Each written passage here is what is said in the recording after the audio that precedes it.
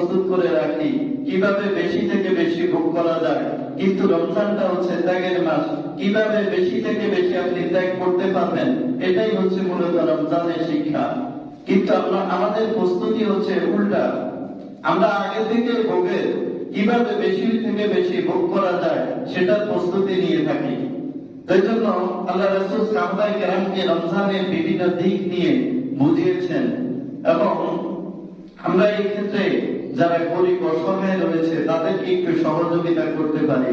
শুধু নিজের একা চিন্তা না করে আমরা রমজানে যে সমস্ত গরিব অসহায় মানুষ রয়েছে তাদের একটু ইফতার সেহরির ব্যবস্থা করি। যেহেতু আল্লাহ রাসূল সাল্লাল্লাহু আলাইহি ওয়াসাল্লাম হাদিস শরীফের মধ্যে বলেছেন যে কোন ব্যক্তি যদি কোন রোজাদারকে ইফতার করায় তাহলে সে সারা দিন রোজা রেখে যে সওয়াব অর্জন করলো, আল্লাহ তাআলা শুধু ওই ব্যক্তি রোজাদারকে ইফতার করানোর কারণে ওই পরিমাণ সওয়াব দান করবেন। সুবহানাল্লাহ। এবং এতে রোজাদারের সওয়াবের মধ্যেও কোনো কমতি হবে না। যে ব্যক্তি রোজা রেখেছে তাকেও আল্লাহ তাআলা পরিপূর্ণ সওয়াব দান করবেন, আর যে তাকে ইফতার করিয়েছে অথবা সেহরি করাইছে, আল্লাহ তাআলা এই ইফতার এবং সেহরি বিনিময়ে যে ব্যক্তি করিয়েছে তাকেও পরিপূর্ণ রোজার সওয়াব দান করবেন।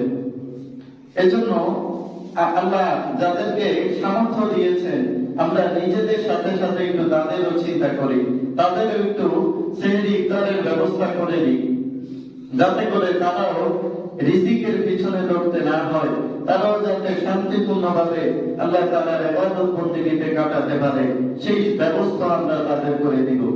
এবং এই কথা বলার পরে সাহাবায়ে কেরাম আল্লাহ রাসূলকে প্রশ্ন করলেন যে হে আল্লাহ রাসূল, আমাদের অনেকের তো এই সামর্থ্য নাই যে আমরা অন্যকে আবার ইফতার করাবো, সেহরি করাবো, সেই সামর্থ্য আমাদের নাই। তো আল্লাহ রাসূল বললেন, তোমরা কি এই সামর্থ্য রাখো না যে কাউকে এক টুকরা খেজুর দিবে, এক ঢোক পানি পান করাবে, অথবা এক পেয়ালা দুধ পান করাবে?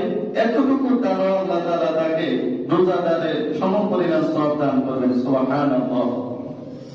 এবং এই মাসে যাতে করে মানুষ বেশি থেকে বেশি ইবাদত করতে পারে, কেউ যদি নেক কাজে